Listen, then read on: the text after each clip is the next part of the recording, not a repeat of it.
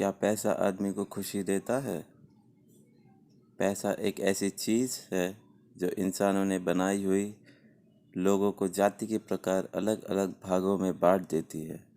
उदाहरण: lower class, middle class, upper class इत्यादि। अब क्या इंसान को एक पेपर से बना हुआ टुकड़ा खुशी दे सकता है?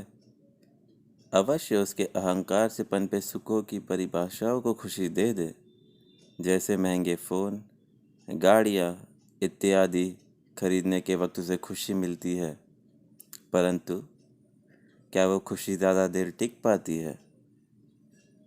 मनुष्य की लालसा और अहंकार उसे कभी संतुष्ट होने ही नहीं देगी। एक के बाद एक वो कुछ ना कुछ हासिल करना चाहेगा।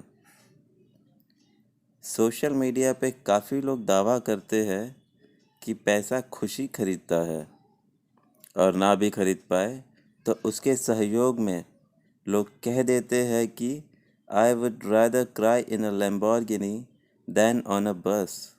अर्थात मैं लैम्बोर्गिनी में रोना पसंद करूँगा या करूँगी बजाय किसी बस में रोने के। अब इन्हें कौन बताए, बस में प्रवाह करने वाले लोग इतने व्यतीत होते हैं अपने जीवन में कि उनको रोने तक की फुर्सत नहीं होती। तो एक बस में प्रवाह करने वाला व्यक्ति कभी नहीं रोता, बेशक उसे अंदर से कमजोरी महसूस हो, किंतु वो श्रम करना कभी नहीं छोड़ता। उतना श्रम जिससे उसे इतने पैसे मिल सके कि वो दुनिया में जीवित रह सके। आजकल की परिस्थिति देखकर मुझे लगता है, यदि चार्ल्स डार्विन जीवित होते तो अवश्य अपने survival of the fittest quote को बदलकर सर्वाइवल ऑफ द रिचेस्ट कर देते। मैं ऐसा नहीं बोल रहा कि पैसे कमाओ ही मत, अवश्य कमाओ, पर उसकी लालसा या उसे ऐसा अवधा ना दे दो कि आप मनुष्य की अंतर आत्मा के सुख को ही जुटला दो। Money does not buy you happiness, it is mandatory for survival in this era, and that is how it should be. अगर किसी दिन इस पेपर के टुकड़े की मूल्य ही शून्य हो जाए तो क्या? तब क्या होगा? फिर तो क्या ही अंबानी, क्या ही वॉरेन बफे या क्या ही एलॉन मस्क, हर इंसान एक ही ओहदे पर आ जाएंगे। और ऐसे समय में जो खेती करने वाले किसान होते हैं वो धनी कहलाएंगे।